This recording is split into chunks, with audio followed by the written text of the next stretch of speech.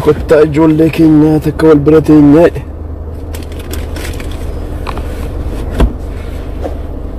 kota ka ijoollee keenya ijoollee ishee alafoo kota ka ijoollee keenya takka wal bira teenyaa makaan durba faranjii sinjooree turre caalaa makaan karrayyuu keetiin jooree turre caalee Enra didisa takka baasa dinnicha keenra gabaasa takka dinnicha arfaasa walii qoodaa bakka nagaan dhuftanii kottaa mee waa tokko haala deemaa jiru keessaati waa haasaa jalama cabsannaa kottaa jalama immoo dabarsinu daddafaa walii qoodaa saayii bakka nagaan dhufte bakka nagaan dhuftanii welcome guys Enyufa dhufe enyufa jira nama most nama saddeettamii sadii argaan jira baga dhufte ayye alamii ayye makkiyaa kan baga nagaan dhuftani mee daddafaa walii qoodaati haasaa shimallisi amma amaariffaan haasaa ture irraati waa tokko argitee afaan ergisaa kunis beetta afaan ergisaa kunis turee fokkisa mee kottaa waa jenna gaaddisa ayye anaa dhufu amaddi waabo ayye welcome mee daddafaa walii qoodaati abdii meerre sheeriin goone daddafaa walii qoodaa already nama 29 sheerii godheeraan jechaa jira amma nama 200 keessaa nami 35 sheerii godheera amma nama 34 sheerii godheera 37dha daalaan jira namoota sheerii gootanii fayyaa ta'a Oromiyaa ayye anaa dhufu sabboontu wallaggaa kuni si social media gubbaadha asoftu sana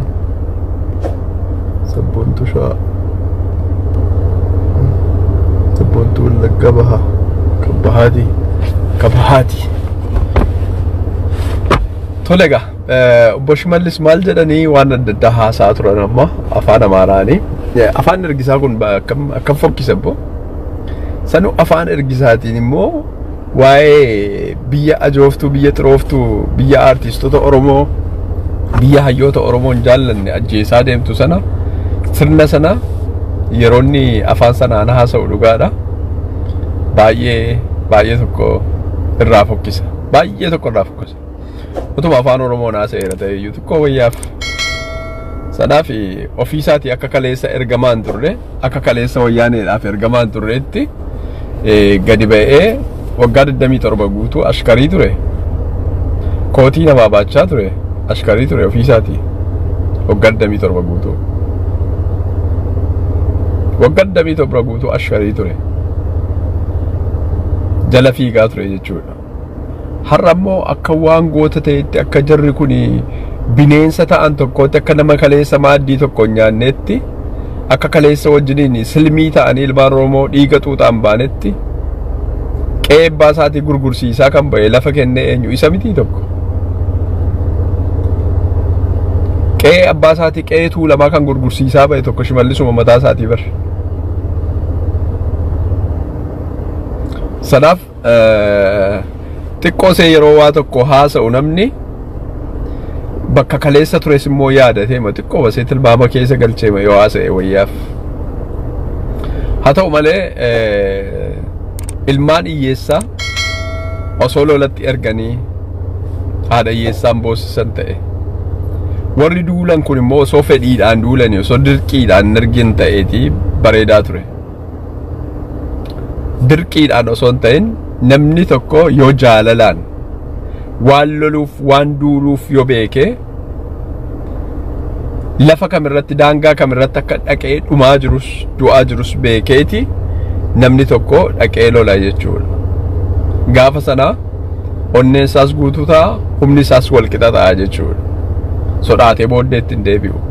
Amma garuu argitaniitu gaa waraanni mootummaan ergu, waraana Shimallis akka kanatti gadi guuree ergu kuni, akka kanatti gadi guuree ergu kun guutummaa guutuutti dhaqeetii jaratti harka kennatee akka hoomaa jaldeessaatti, akka hiriira kalee har'a isaanii ganda gandarraati sululta utuu nafi maal utuu nafi fardaan yaasaa turan sanatti dhaqanii akka hiriiraatti hiriiranii dhaqanii harka kennatani. Sana jechuun maali? Waraanni kun akka itti lolu hin beeku jechuudha. Waraanni kun maaliif akka lolu hin beeku jechuudha. Sanaaf rakkoo inni guddaan isa kanan argan. Rakkoo inni guddaan waraana warri deeman kun jaalalaan yoo deeman irra milkaa'u. Jaalalaan waan godhan sanas beeku jechuudha. Amma garuu lafa duwwaatti lafa ciranii kun argitaniitu gaa uummanni yeroo isaa baasiitti ijoollee qeerroo daldala ijoollee umuriin isaanii lolaaf hin geenye yeroo isaan dirqiidhaan qabanii guuran kana jettee haati yeroo duukaa boossee geggeessitu harruman boo'ee geggeessa jettee jechuudha. Maaliif akka hin deebine hin beetti gaa hin beetti waan ta'eef boosse. Sanaaf baay'ee nama dhukkubsaa ijoollee haadha hiyyeessaa aangoo isaaniif jecha kaleessa warra wajjin nyaatanii dhuganii kana aangoo isaaniitiif jecha deebi'anii haadha hiyyeessaa jalaa ijoollee ola deemaa ijoollee bor biyyichaaf sana caalaa bu'aa buusuu danda'uti dhaqanii fichisiisaa jiru jechuudha. Kaleessa maqaa ABO'tiin OPDO'n kan ilmaan Oromoodhaa wayyaana wajjin wal taatee ajjeesaa baate. Kan ilmaan Oromoo hidhee gandaa gandatti garafsiisaa ba'e OPDO'dha. Wayyaanee mini. Argite? Wayyaanee caalaa kan wayyaaneedhaaf dhukkubsatee hojjechaa ture OPDO'dha. Soo sanaafi har'a Shimallis akka waan kaleessa jara kanaaf ergamaan baanetti akka kaleessa kootii isaanii baatee naanna'aa hin turreetti yeroo inni haasa'uudhaaf yaalii godhu sayyuu afaan Amaaraatiin warri Shimallisin hin beekne warri beekan ta'anii itti kolfu. Warri hin beekne garuu goota keenya jechuu danda'u ta'a. Sanaaf hamma kana jechuudha. Sanaaf sirni amma deemaa jiru kun sirni kaleessa wayyaanee wajjin tures sirni har'aa PP wajjin jiru kunis ilmaan Oromoofis sabaaf sablammoota kamiifiyyuu hin ta'u hin madaalu nun madaalu jettee ijoolleen Oromoodhaa biyya baaseetii daangaa biyya baaseetii qabachiisuuf warra akka Shimallis faa karaa irraa jal'ate kanas karaatti deebisuu fi hidhatanii daggala keessa socho'aa jiranii jechuudha. Sanaaf jarri kaanis biyya isaaniitti eenyu harka yoo aangoon gale eenyu harka yoo taayitaan qabatame eenyu yoo biyyi sun bulteeti irra caalaa mirga isaanii kabajatanii ollummaadhaan wajjin jiraachuu danda'asa jedhu ilaalanii lolaa jiranii jechuudha. Sanaaf haasaa inni haasa'u sanaan gargari. Please dheengaddas dubbadheen jira. Qeerroon Oromoo lafa injifannoon argamutti gadi baatanii sirbuu caalaa akkatti wal ijaartanii hidhattan irratti hojjedha. Akkatti wal ijaartanii hidhattan irratti hojjedha. Waraanni keenyas immoo yeroon sirbinu guutummaa Oromiyaa keessatti yoo injifannoodhaan gallu haa ta'u dhiichisi keenyaaf sirbi keenya. Waraanni keenyas hidhannoo keessan jabeeffadhaati qabsoo keessanitti itti fufaa dhiichisa itti deebina. Dhiichisa itti deebina. Sanaaf rakkoon qabu. Hangasti isin achiitii lolaati injifadhaa rakkoon hin jiru. Nuti isa dhageenyaa isin dhiichiifna rakkinni hin jiru isatti. Isin garuu nuu lolaa. Sanaaf hawaasni Oromoodhaa immoo yeroo kam caalaayyuu deeggarsi barbaachisaadha waan ta'eef deeggarsi keenya dachaadhaan itti fufuutu irra jira jechuudha. Waraanni kun imalli isaa gara Finfinneetti imalaa jira. Argitee? Galaa qabaachuutu irra jira. Hidhannoon isaa guutuu ta'uutu irra jira. Rasaasi tokko hir'achuu hin qabu. Ilmaan Oromoo immoo hidhannoodhaan jabeessinee wooboo bira dhaabbachuun dirqama keenya. Isa kana ganamaa galgala irratti hojjechuu danda'uun irra jira. Qeerroo magaalaa jirtan haala kam keessattiyyuu dhiichisaa jechuun koo wal hidhachiisaatii erga hidhannoo jabeeffattanii booddee gara fuulduraatti sossoo'uu danda'u qabdu. isa kana yaaduu danda'u sinirra jira.